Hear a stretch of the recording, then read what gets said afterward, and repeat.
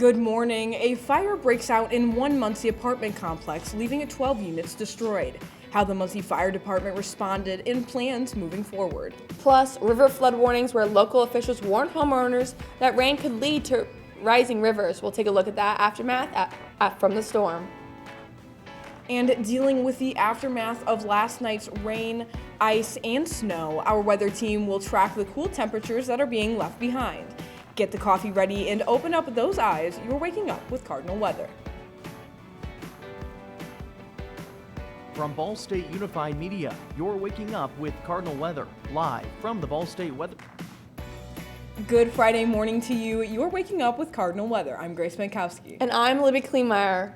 Good Friday morning, everyone. It's been a morning, let me tell you, but we have a lot of stuff planned for you guys today. We're really excited about it. Yeah, we're going to be talking to some of our SJ candidates about their slate this semester. We're going to be throwing it over to Zach and Bryce for a little bit of a sport update later, too. So we're excited. Yes, it's going to be a great morning. First, we're going to start with a story at Ball State. A professor is celebrating more than a decade of giving through DESC, delivering education supplies to Kenya.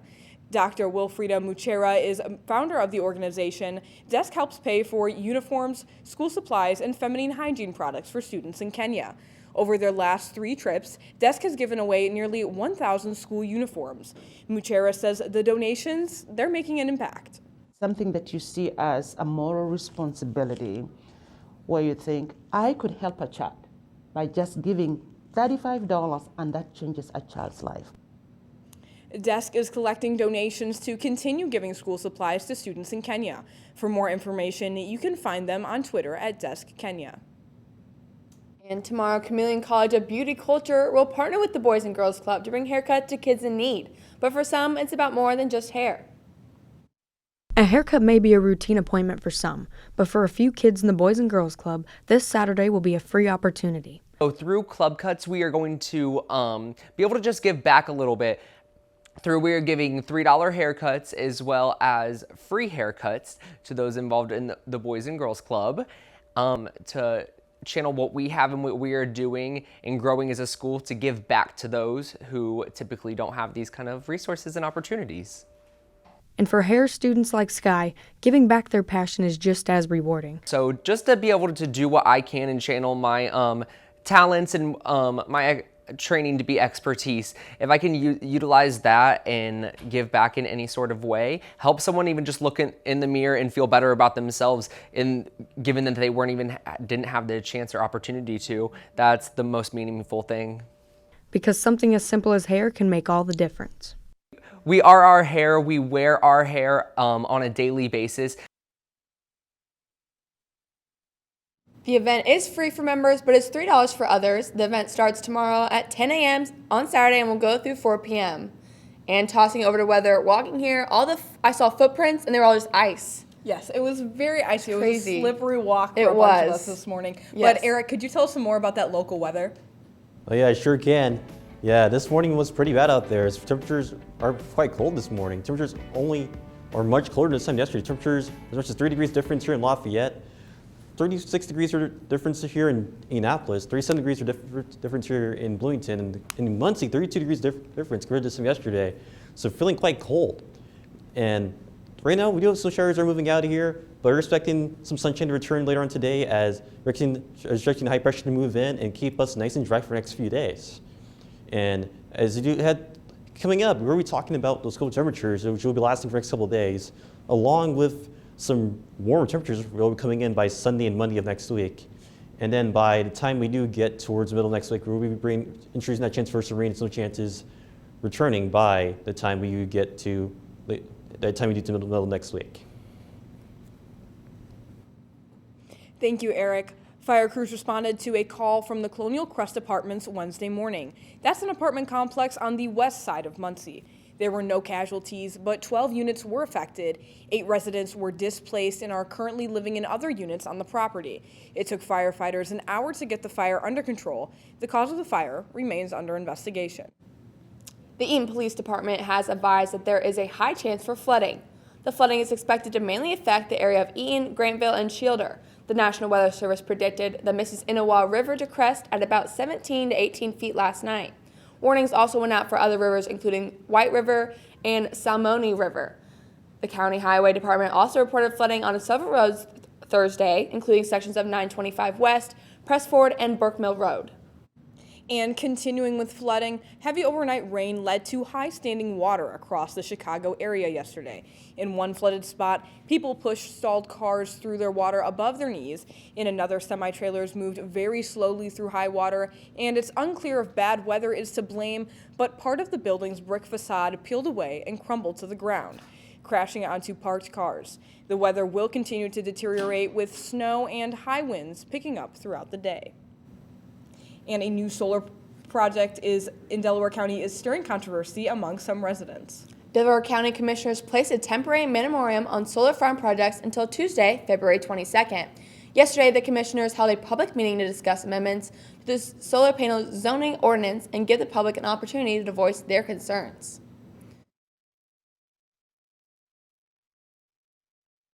To the commissioners about the proposed solar farms, renewable energy proponents voiced that bringing solar energy to the areas creates more opportunities for the state of Indiana to become more energy efficient and reduce the state's reliance on coal.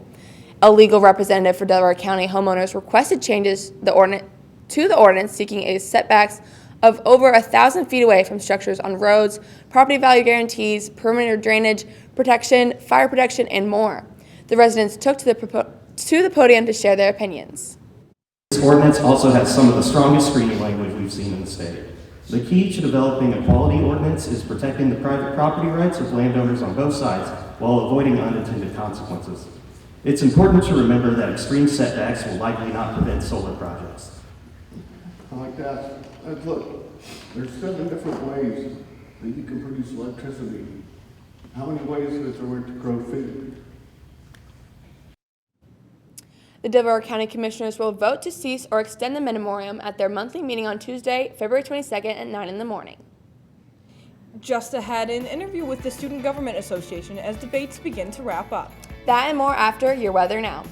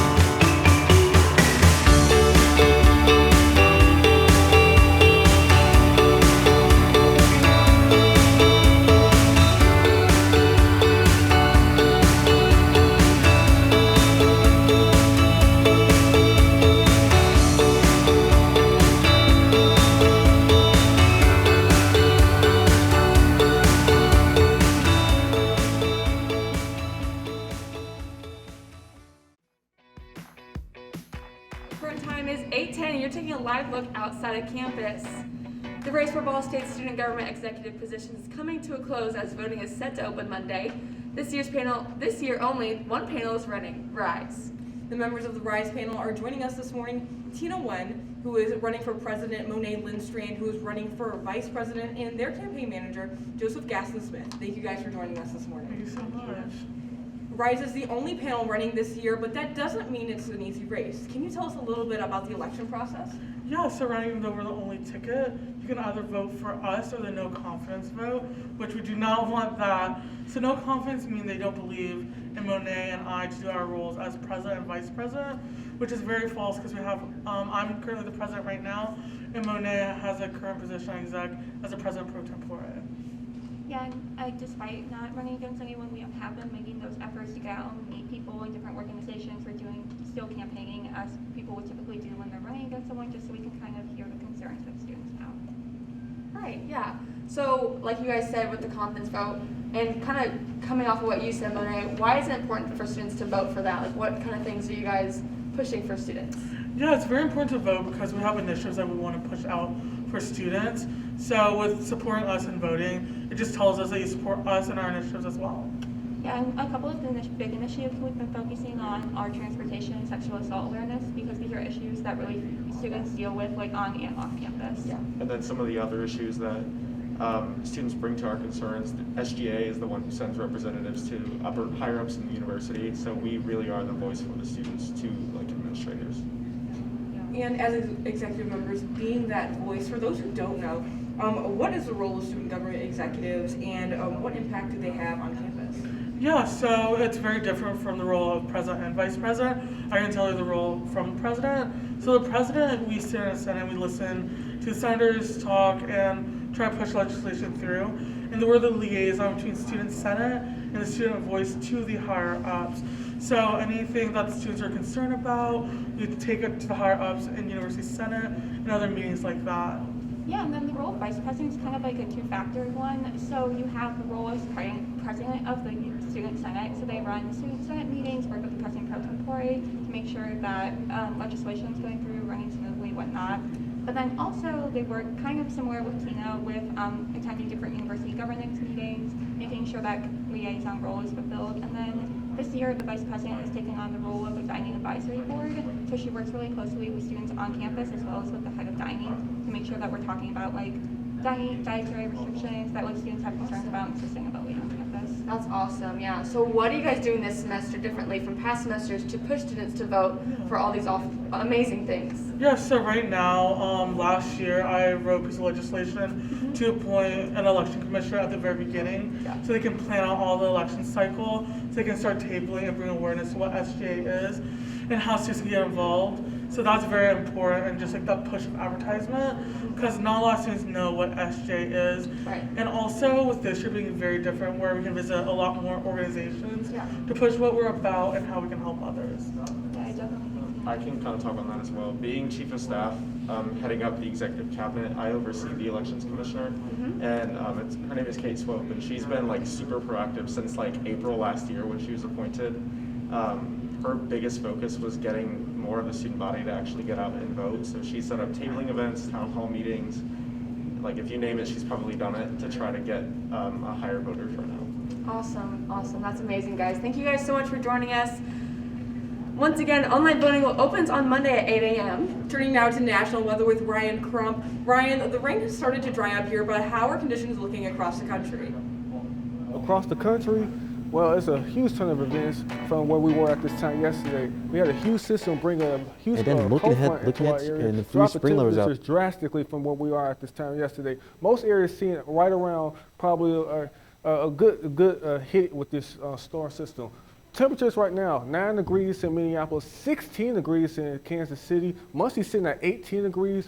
Billings is sitting at 34 degrees, and Denver is sitting at 27 degrees at this hour. Now, the temperatures are not going to move too much from this time today. 14 degrees will be our high in Minneapolis, 37 only in Kansas City. Billings is only at 33 degrees, 42 degrees in Denver. If you want to see a warm spot, Miami Beach will be your warm spot at 78 degrees, because nowhere else is going to be that much warmer. This is due to a jet stream that is pretty much dominating our part of the area right now. That's just a river of warm air, river of air that separates warm air from the south and cold air from the north. And right now, it's pretty much sitting right over us right now. That's how it's going to be for the portion of this weekend. But then when we go to early next week, we'll see that warm air does push back into our area. But we do have to keep in mind this pocket of cold air, because this is going to be impacting most of the country as we go to later next week. As you see, this is Tuesday, but wait till we get to Wednesday. And this is a result of how the temperatures are going to be for the next 6 to 10 days. We're going to be well below average, for pretty much the majority of the country. The only part we're going to see that's warm is the far parts of Southeast. That's the only part that's going to be warm, because other than that, most of the country is going to be cool. And this is going to go pretty far into February, even to early parts of March as well. Right now, it's pretty quiet right now, as you see where we are right now. We have some snow showers up here in Minneapolis and parts of Wisconsin as well. But the bulk of the storm that affected pretty much most of the country has moved pretty much off to the east. It's impacting New York and parts of it's moving off to the coast right now. This is pretty much dumped snow, heavy snow in Chicago, parts of Kansas City. They got upwards of 6 to 8 inches of snow in our area. And this is the reason why we still have watches and warnings for our area. Flood watches for parts of the Northeast, Parts of Buffalo seeing some. New York, Vermont is even getting on some of this as well. We got some high wind warnings in parts of Boston, New York. Toronto's getting some of that as well. So we do have to worry about some of the flooding as well. This is apart from all that coast, the snow, all the snow melt, all the rain, heavy rain we've seen, and also from the ground being frozen as well. So it's pretty bad. It was pretty bad out there, as you seen yesterday over here. But also parts of the other countries, like the Northeast, also got hit pretty hard with the snow and all that stuff. Like Chicago, as I mentioned earlier, got 6 to 8 inches. Also parts of Kansas City got hit pretty hard as well. So this system pretty much hit us at home, and that cold front brought all that cold air into the area. So you're gonna see that. We're also gonna have a bit of a warm up coming in for the parts of the country earlier next week, but we're gonna see that cold air come right back later on next week. And it looks like it's going to be sticking around as well, even into parts of early March. Well, glad to hear we're not alone with that cold weather, but I am looking forward to that warm up most definitely. Awesome. Thank you so much, Ryan. More than 50 households have received their free COVID-19 home tests from the federal government. Wednesday, White House COVID-19 response team's senior advisor, Dr. Tom Inglesby, said that represents more than 80% of the initial orders.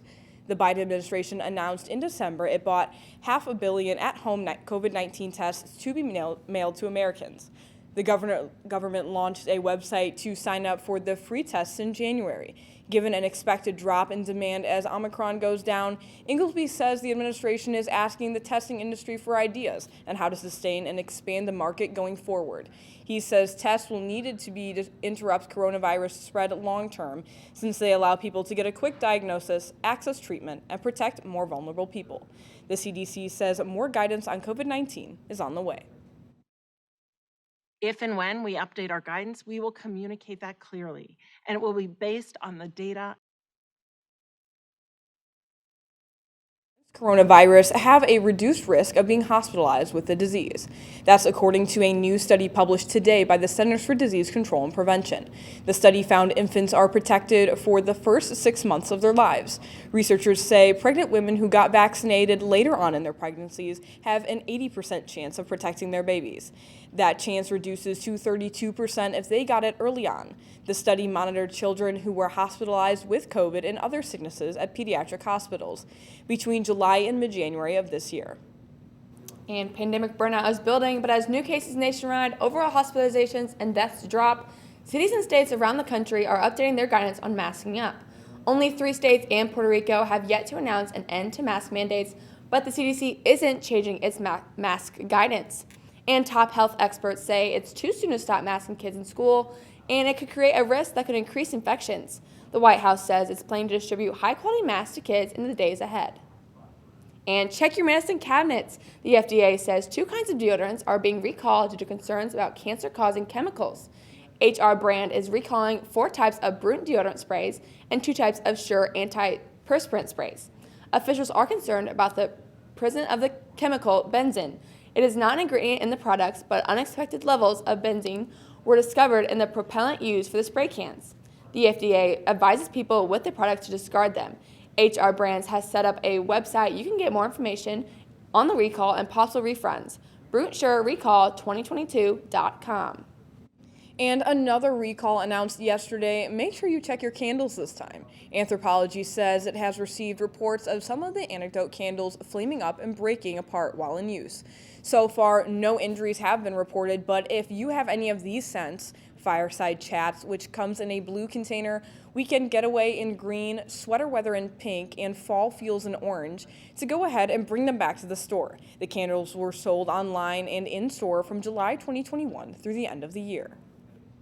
In just a moment, we'll have a look at your local sports updates. That's after a message from Mitz.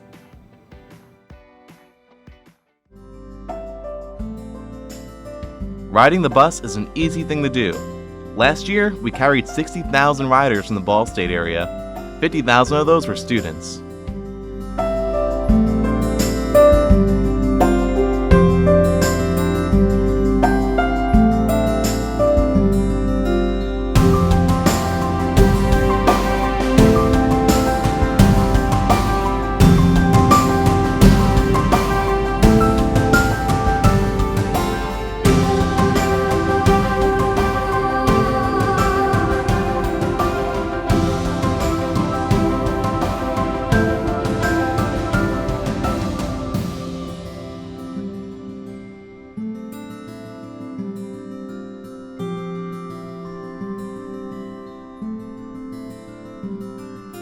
Anywhere you want to go, Mitts will take you there. Welcome back. The current time is 8:22 and you're taking a live look outside. It's snowy, it's pretty, but it's cold, right? It definitely is cold. But before we talk about the weather, we're going to throw it over to Zach and Bryce with some sports updates.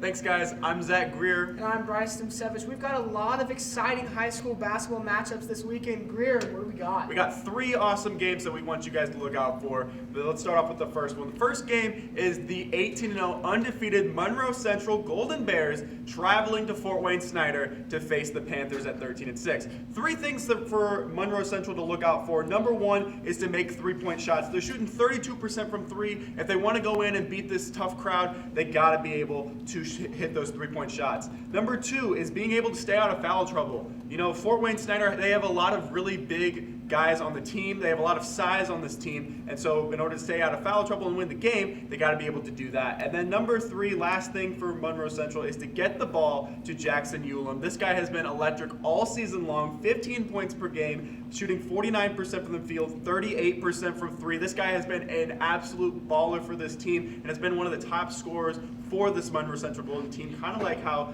Fort Wayne Snyder has had a lot of key players themselves. Yes, absolutely. In order for Fort Wayne Snyder to pull off this upset, I think they need to continue to score at a high clip. They're averaging around 70 points per game, so that's obviously important. They need to continue to dominate the boards, almost 28 per game, which is really impressive for a high school team. And they need to limit turnovers, 12.4 per game. That's a little much, so they need to limit that. Now next we got Shelbyville at 5-13 versus Delta at 10-11. What do you got for Delta? I've got a lot of key players for Delta. Number 1 for Delta, they got to be able to get the ball to Neil Marshall and Jackson Wars. These guys have been electric for them all season long, and they have been key components for this Delta team. Number 2 is to be able to knock down free throws. They are shooting 77% from the free throw line, which is electric for this team. And then number 3, being able to get points in transition, you know, utilizing that home crowd in this nice conference matchup game is big for this team. Now, Shelbyville, what do they got to do again? Now, they've absolutely got to get to the line. They have to be aggressive. They're shooting off 15% better than the national average from the free throw line at 74%, which is pretty impressive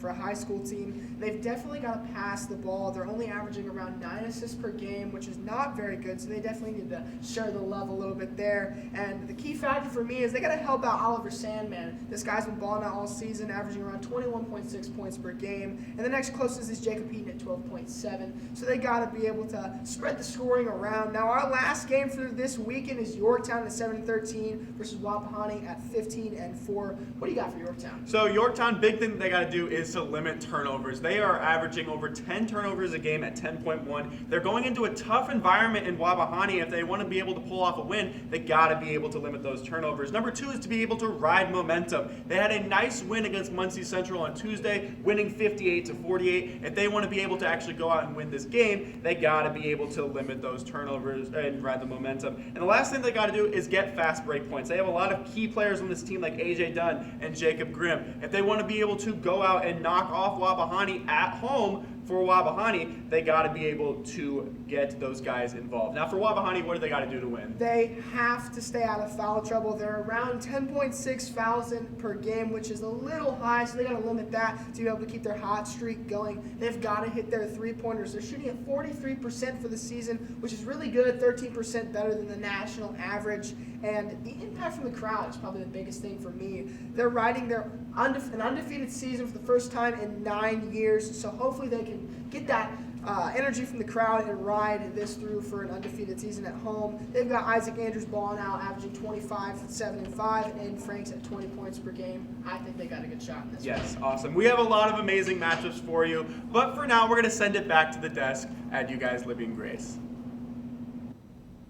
Thank you guys for those team breakdowns. Transitioning to weather a little bit, we've been talking about the cold, we've been talking about the ice and the snow, but I know Ryan mentioned earlier a warm-up coming nationally, but I wonder what that means for Muncie. Yeah, let's focus in more on Muncie and Indiana. Eric, what do you have for us?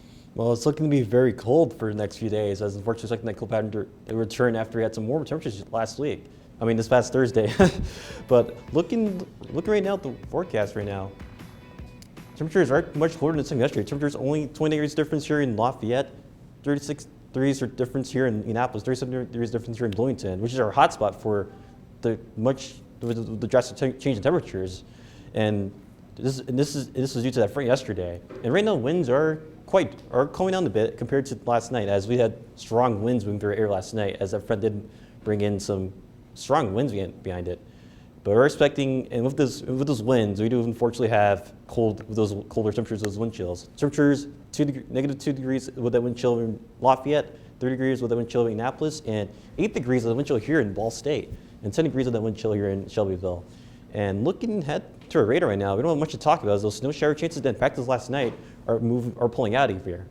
And we're expecting those clouds to also decrease, which will bring in some sunshine later on today, which we do to the high pressure, which will be bringing us some sunshine to the Ohio Valley.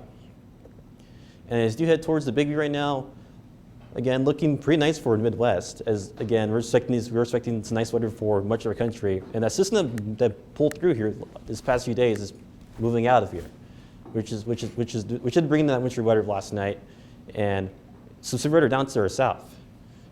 And as you head towards your day today, we're expecting some nice weather.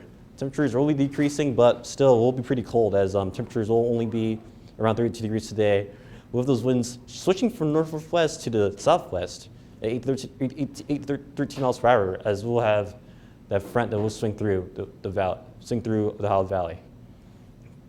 And as you head towards the next few days, we're expecting quite a trend, quite different in temperature. Temperatures will be on the roller coaster these next few days. Temperatures are coldest being tomorrow. Temperatures around 31 degrees for your afternoon night tomorrow, and then 47 by Sunday as warm temperatures move in. And by Monday, seeing temperatures all the way up to 58 degrees. So it's nice mild weather coming in for the first half of next week. And expect that again to continue to Tuesday, and then seeing the colder temperatures returning Wednesday as the front does slide through Tuesday night into Wednesday. And our average this time of year is around 39 degrees. We're expecting that to continue to rise as you do head into the end of this month. And then looking ahead towards, if you guys are ready for spring, I know you guys are sick of the cold weather, and I get it too because I'm done with the cold weather. But you guys are in luck because spring is actually 30 days from now, which is actually a full month. And our astronomical spring is around March 20th. So if you're looking forward to that spring, then it's on the way. And then looking for 7 days, we're expecting those temperatures to continue to moderate through Monday and Tuesday next week, with rain chances returning by Tuesday, with additional snow chances returning by Thursday next week. All right, thank you so much, Eric. In just a moment, we'll get to meet this week's Adopt-A-Paw. And that's after your weather now.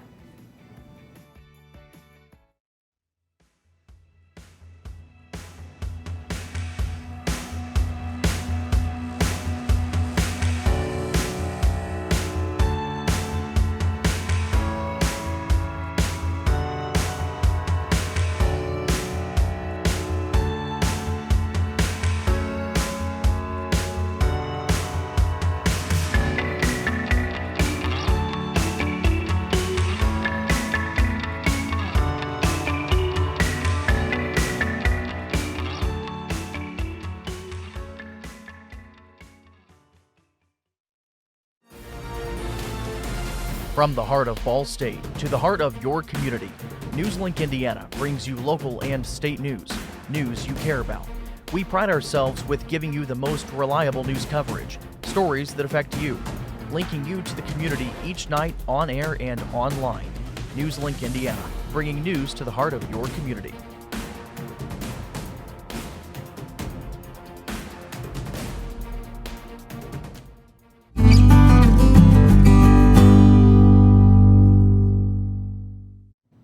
Welcome back. This week on our Adopt-A-Paw segment, we take a look at a pet who is looking for someone to play and cuddle with forever. Meet the very excited and playful Apollo. He is a young shepherd mix who loves toys. He also enjoys being outside, especially when there's snow out. Apollo does well with most dogs, however, it's uncertain on how he does with cats or children. If you'd like to set up a doggy date or make Apollo a part of your family, you can head over to the MACS website at cityofmuncie.com. I'm sure Apollo loves all the snow. It's so cute. Moving on, Coca-Cola is introducing a new limited edition flavor called Starlight. It's not exactly clear what the reddish color soda is supposed to taste like. The company says it's inspired by space. It has notes of reminiscence of stargazing around a campfire and a cooling sensation, evoking the feeling of a Coke journey to space.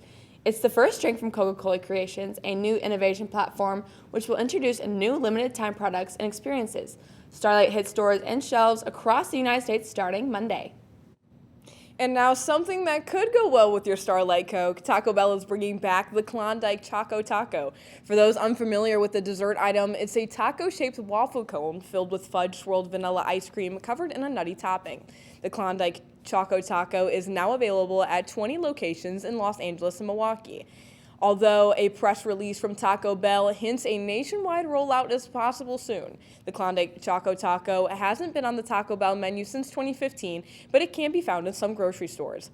Coincidence or not, Klondike and Taco Bell both have landmark anniversaries this year. Taco Bell is turning 60 while Klondike hits the Century Club.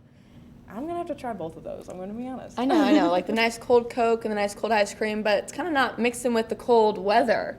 Definitely. Right? Maybe, maybe you're the type of person. I mean, I am. Like, ice cream is like a year-round thing. It just doesn't matter. I agree. Eric, can we get one final look at weather?